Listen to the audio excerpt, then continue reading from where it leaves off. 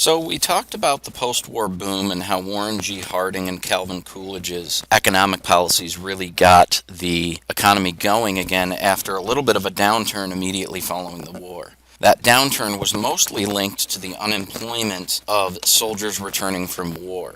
Today, soldiers who go away to war are guaranteed their job that they had before they left upon returning home. So they're not going to be replaced. Hopefully these things have been avoided for the future.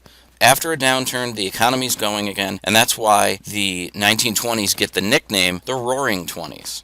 Installment buying is really important to the average person and the purchasing of consumer goods. The things that someone would want to buy that they couldn't afford with cash on hand, they could pay for in installments. And we kind of take that for granted today. You go to a store and buy a new washing machine, they usually let you pay for it in installments on one of their store credit cards, interest-free. And it's very similar to this concept from this time period. Things people would want to buy: automobiles, refrigerators, electric or gas stoves, and other kitchen appliances, washing machines, for example.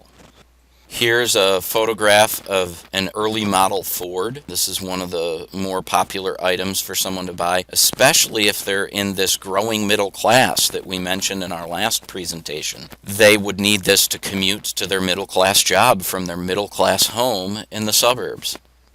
And here we are, the growth of the suburbs. The automobile allows for the growth of the suburbs, as does the growth of the middle class, the higher wages that we mentioned in the last presentation. So suburban neighborhoods are really growing. Here's a picture that's a little more accurate to the 1950s, but still a similar style of the neighborhoods that would be popping up in the 1920s. We already mentioned in the last presentation the Red Scare that increased the popularity of organizations like the Ku Klux Klan. Well, there's also some things to add to that. It's not just anti-communist sentiment, there's also a nativist anti-immigrant sentiment. And that is seen in the Sacco and Vanzetti trial, where these men were charged with armed robbery and murder in the first degree. Many historians, whole books have been written by historians, saying that Sacco and Vanzetti were innocent and that they were targeted because they were Italian immigrants. There were many calls for clemency because of the fact that the judge and jury may have been biased against these Italian Catholic immigrants, but despite the protests, both men are executed in 1927. It's still famous today because of the controversy involved. And it is really, again, that term that we already went over, nativism, the term you must know. And this is a perfect example of nativism. Here is a march of the KKK during this time period, and their ranks grew because of nativist sentiment. It's not exclusively blacks that the Ku Klux Klan target anymore. It is now communists, it is now immigrants, and so their ranks really grew in this time period due to these nativist sentiments.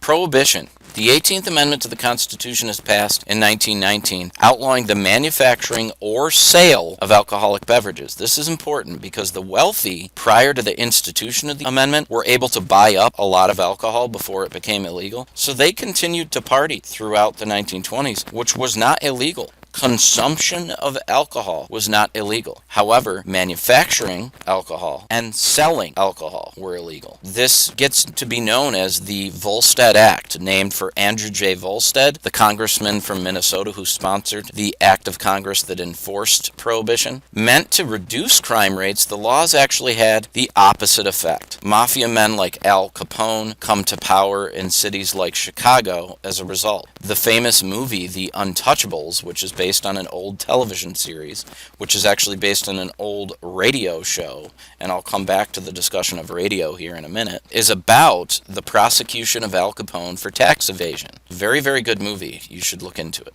Here's a photo of Al Capone. Again, he came to power in Chicago because of the bootlegging of alcohol.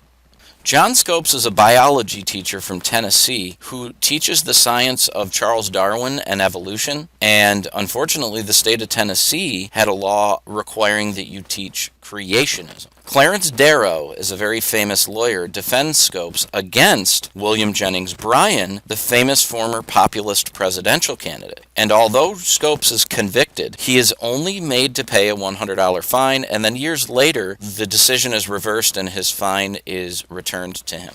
Here's a photo of John Scopes. This really brings up the debate of science versus religion, and that's how the Regents exam would word a multiple choice question on this, is what did the Scopes trial represent? And that would be the debate between science and religion. Radio, I mentioned before, is a very popular form of entertainment in the 1920s because of installment buying. It is a device that people can actually afford. And radio shows like The Untouchables would be shows enjoyed by the family in front of the radio. My father, in fact, remembers as a kid listening to The Shadow. And I would compare The Shadow to Batman. Although The Shadow did not wear a fancy suit and didn't have any special gadgets or any special powers, he was just an average guy who no one knew his real identity because he would sneak around. It was vigilante justice, much like Batman is kind of seen as that dark figure who does go after criminals outside of the confines of the law. That is really what The Shadow was, and my dad said he really loved listening to that program. Sports, particularly baseball, become popular. Ty Cobb, Babe Ruth, Tris Speaker, they become household names because people would listen to it on the radio, or if you lived near a city, it was affordable to actually attend a baseball game. Charles Lindbergh becomes famous when he transverses the Atlantic in an airplane for the very first time. And this is all news that is easily spread due to the use of the radio. Here's a photo of Babe Ruth. The Harlem Renaissance. As well as sports and radio shows, music becomes very popular on the radio. And big band music, as well as jazz, which is developed in Harlem and gives its name the Harlem Renaissance, become very popular. Duke Ellington and John Coltrane become extremely popular household names as jazz becomes more and more popular. Another part of the Harlem Renaissance would be Langston Hughes, a famous black writer who wrote a lot of things about 1920s society, not all positive. Here's a photo of John Coltrane above and Duke Ellington at the left. This is the end of the presentation. Please make sure that you go and take the online quiz. Make sure to use your notes. If you use your notes, there's really no reason you couldn't get 100. Thank you. See you in class.